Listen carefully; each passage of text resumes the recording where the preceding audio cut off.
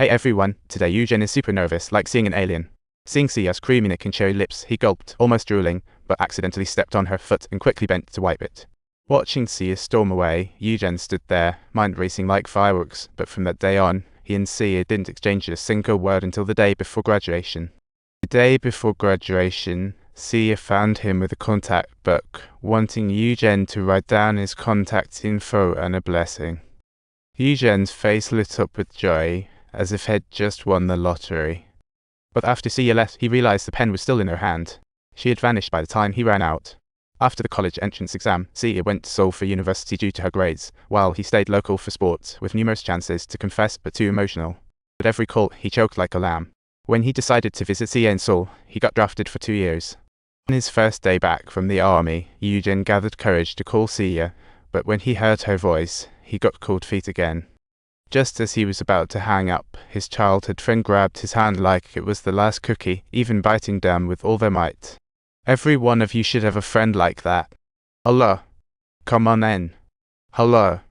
Im Woo-yeon, a senior in high school.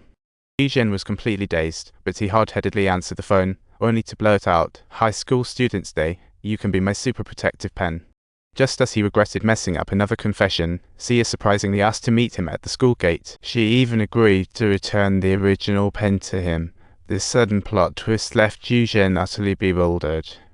He froze for a moment, then snapped back to reality, jumping up and down like a kid on the sidewalk. He couldn't imagine he'd get to see his crush again, so the next morning he dressed to the nines like a young gentleman and left home bright and early. Under the strange gazes of passers-by, Zhen arrived at the school gate right on time. He thought it would be a dreamy encounter, but as soon as he spoke, it turned awkward. "I'm not late." "You are late." "I know, it's hot, you go in first." After meeting at the gate, Sia handed Zhen the pen and didn't just leave. Maybe she had many things to say, but the right words got stuck in her throat. But sadly, Zhen was destined to let her down, saying, "It's too hot, goodbye." Right when Sia turned to leave. Finally, he gathered up the courage to stop her. "Zhen, are you hungry around here?" He took Sia to a couple-friendly restaurant, but Zhen was nervous as a sheep, clueless about cutting the steak. However, he desperately tried to find a topic, and his adorably clumsy antics finally made Sia burst out laughing. Their mood lightened with Sia's laughter, making them feel like old friends reuniting after ages. Time passed unnoticed, and before they knew it, night fell. Just as they were about to part ways, the sky opened up and poured down rain. He cherished the beautiful time with Sia, even when the bus arrived. He insisted on waiting for her to get on first. Sia seemed to cherish the moment too. Even when the bus came, she declined to get on, saying it was too crowded. Though they hardly spoke, they seemed to feel each other's sentiments at that moment. They waited for the last bus, reluctantly parting. Sia said she'd return to Seoul tomorrow, and they might not meet again until winter break. Zhen just wanted to say something, but he realized the bus doors had already closed. As Sia sat, she heard whispers on the bus. Curiously, she looked out, seeing Zhen chase it in the pouring rain. Shock and disbelief showed in Sia's eyes, forcing the bus driver to stop the vehicle. The moment the doors opened, Zhen leaped like he'd just finished a marathon. Their goofy expressions were hilarious, yet they warmed Sia's heart. She stood up and used her sleeve to wipe the sweat from his forehead. Then she nodded in happiness, and the seeds of love began to sprout right there.